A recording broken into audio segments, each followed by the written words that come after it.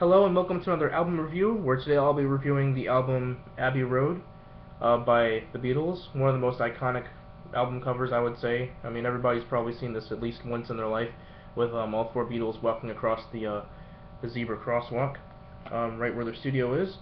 Um, it was released on September 26th of 1969, and this is actually the last album the Beatles recorded together. There was an album that came out after this one, but it was actually recorded before this one. So this is technically the Beatles' last record. Some chart information about it: it has gone one-time diamond in the United States and double platinum in the UK, and it was released on the label Apple Records. The singles that were released with it are Something and Come Together as a B-side. So let's get this started. Track number 1, Come Together. The song starts out with a very unique drum pattern unlike any other, as well as John whispering "Shoot Me," which is mostly masked by the swampy drums and bass. The song itself could be about many things, but what exactly? I have no idea. It's said that John is singing about different people he knows, including George. The track has several guitar solo-like sections within it, while John continues to repeat "Come Together." Paul's bass line along with Ringo's drumming is really what makes the song, in my opinion. Track number 2, Something. This is a track written and sung by George. Often considered George's best work, this love song talks about how there's something about the girl he digs. This track is also flavored with a guitar solo by George showing off his true prowess as a songwriter and musician.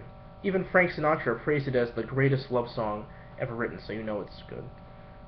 Track number 3, Maxwell's Silver Hammer. This vaudeville-inspired track by Paul talks about a young man, Maxwell, typically going around and killing people he didn't like with his silver hammer that is in question. Apparently, the others hated recording this track, as they saw it as another one of Paul's granny songs. But this track is indeed quite catchy. The subject matter is quite gruesome for such a kid-friendly sounding song. Track number 4, Oh Darling. This soul-influenced track sees McCartney pleading to his loved one that he'll never do any harm to her, and that he can't make it without her. In the chorus, Paul is practically screaming, making this track all the more sincere. It's flavored with a tasteful bass line that I think really makes the song. It's very Otis Redding-ish in style, if you've ever listened to Otis Redding. You definitely should, if you haven't. Track number 5, Octopus's Garden. Here we come to a very polarizing track, written and sung by Ringo. George also helped write it, too. The subject matter of the song is the polarizing part. It talks about wanting to live under the sea. It has some nice oceany sound effects, along with a sweet guitar solo. Often regarded as a children's song, this folkish pop track has a bit of a love-hate relationship between Beatles fans, just mainly because of its subject matter and how it doesn't exactly make sense. But regardless, I feel it's a really nice track. Definitely not the greatest. It's probably one of the Beatles' weakest tracks, but it's definitely a song worth listening to.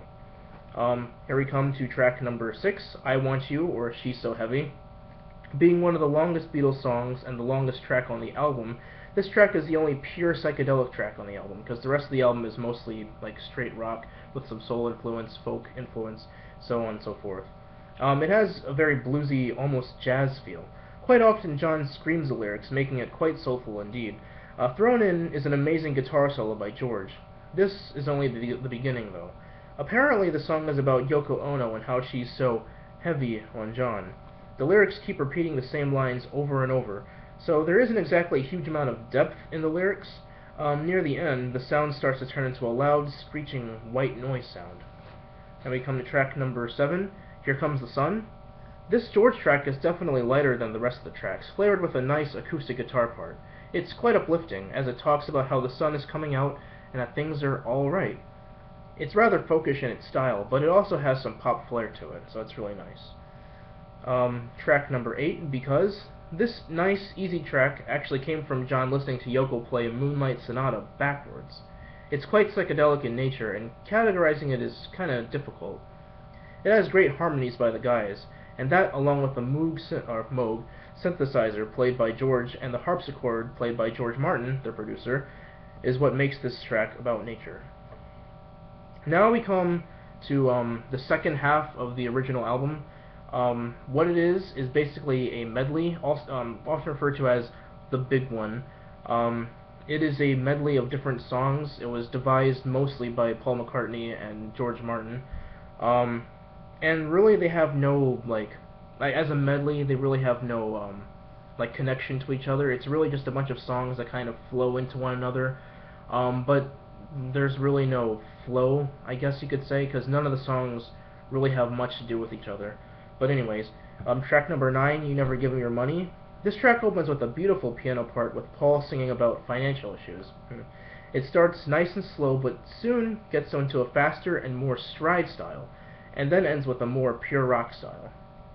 Track number 10, Sun King, one of my favorite tracks on the album. It's extremely atmospheric, very somber, almost campfire sounding.